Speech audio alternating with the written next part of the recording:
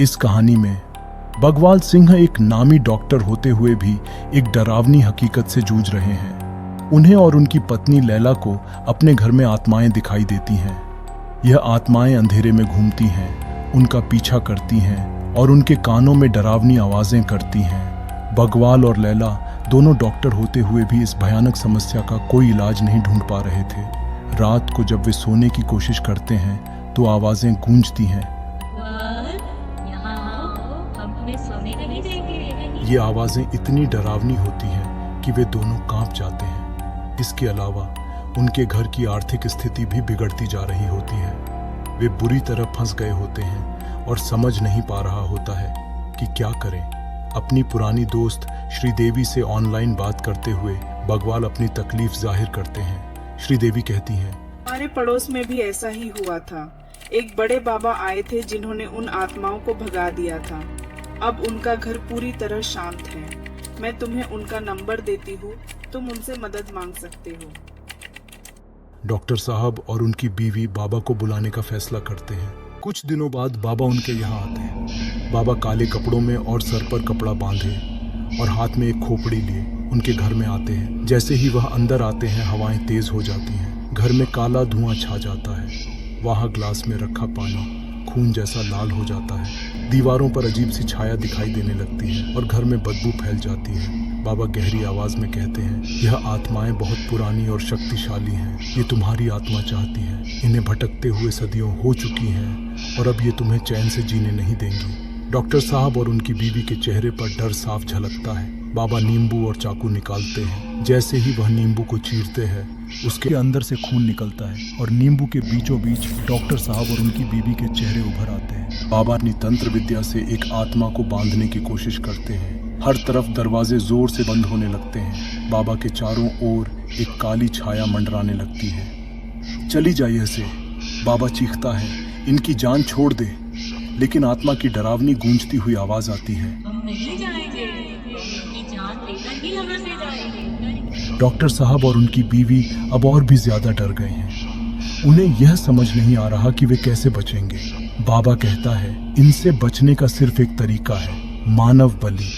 एक ऐसी महिला की बलि जो अपनी जान देने के लिए तैयार हो लेकिन उसके परिवार के लिए पैसे देने होंगे। डॉक्टर साहब और उनकी बीवी अपने डर में तुरंत हामी भर देते हैं। कुछ दिनों बाद बाबा एक गरीब महिला को लेकर आता है। बाबा की उपस्थिति में माहौल और भी भयानक हो जाता है। काले जादू की सामग्री पूरे कमरे में बिखरी हुई है। डॉक्टर साहब और उनकी बीवी महिला को बिस्तर पर बांध देते हैं। महिला की आंखों में डर साफ दिखता है लेकिन उसके मुंह में कपड़ा ठूंस दिया जाता है ताकि उसकी चीखें बाहर न जा सके। बाबा तंत्र मंत्र शुरू करता है। घर में अंधेरा छा जाता है। वे दोनों मिलकर महिला का गला रेत देते हैं और बाबा उसका सिर आत्माओं के आगे चढ़ा देता है। बाबा कहता है, अगर तुम अपनी जान बचाना चाहते हो तो इसका मांस खा लो। कांपते हुए डॉक्टर साहब और उनकी बीवी उसके कुछ अंग को खाते हैं। महिला के शरीर को वे घर के पीछे गाड़ देते हैं। कुछ दिनों तक घर में शांति रहती है लेकिन एक रात वही भयानक आवाजें फिर से गूंजने लगती हैं। आत्माएं और भी गुस्से में लौट आई हैं। डॉक्टर साहब और उनकी बीवी का खून डर के मारे ठंडा पड़ जाता है। वे तुरंत बाबा को बुलाते हैं। बाबा कहते हैं, अब ये आत्माएं और भी ज्यादा ताकतवर हो चुकी हैं। इन्हें शांत करने के लिए अब एक और मानव बलि देनी होगी। कई दिनों तक सोचने के बाद वे फिर से तैयार हो जाते हैं। बाबा एक और महिला को लाते हैं और इस बार भी तंत्र मंत्र शुरू होता है। चारों ओर अंधेरा और धुआं फैल जाता है जैसे पूरा घर एक कब्रिस्तान बन गया हो। महिला का सिर काटकर फिर से आत्माओं को चढ़ाया जाता है और फिर एकदम शांति हो जाती है। बाबा वहां से चले जाते हैं। कुछ दिनों बाद भी ज्यादा कुछ बदलाव पति पत्नी को देखने नहीं मिलता। वे बस सोचते रहते हैं कि ऐसा क्यों हो रहा है। इस बीच पुलिस स्टेशन में रोशनी नाम की एक लड़की अपनी मां पद्मा की मिसिंग रिपोर्ट दर्ज कराती है।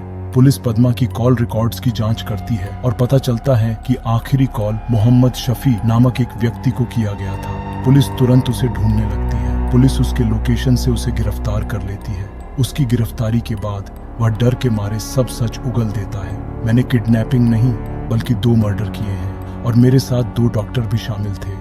यह बात सुनकर पुलिस के होश उड़ जाते हैं। पुलिस डॉक्टर साहब और उनकी बीवी को भी पकड़ लेती है जो सच्चाई सामने आने के बाद अपना गुनाह कबूल कर लेते हैं। असल में मोहम्मद शफी एक फरेबी था जो बाबा का रूप धारण कर लोगों को धोखा देता था। उसने एक नकली आईडी से डॉक्टर बकवाल को ऑनलाइन फंसाया और काले जादू की झूठी कहानी बना दी। बलि के लिए लाई गई महिलाएं गरीब और बेबस थीं, जो उसी शहर में लॉटरी बेचने का काम करती थी। मोहम्मद शाफी उन्हें झूठ बोलकर कि तुम्हें फिल्म में एक शॉट के लिए काम करना है कह कर ले आया था, जिसके लिए उसने उन्हें 10 लाख रुपए का लालच दिया और इस घिनौने खेल का शिकार बनाया।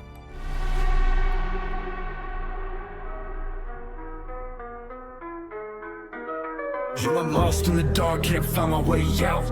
Feels like I'm sinking, I just wanna shout. These chains on my wrist, man, they're heavy as sin. I'm trapped in my mind and it's closing in. I tried to run, tried to fight, but it's all in vain. Every step I take, it's the same old pain. Nobody's there, nobody cares, they just watch me drown. A ghost in this world and I'm falling down. Hey, I hear you, man, I know your plight, but I gotta wait to turn off that light. Just take my hand, let's make a deal. I'll give you power, and it's all real. Don't be scared, you got nothing to lose. All the hate and rage, let it light the fuse. What's the price? What do you want from me? You talking about power, what's it gonna be? I'm desperate, yeah, but I don't know, man.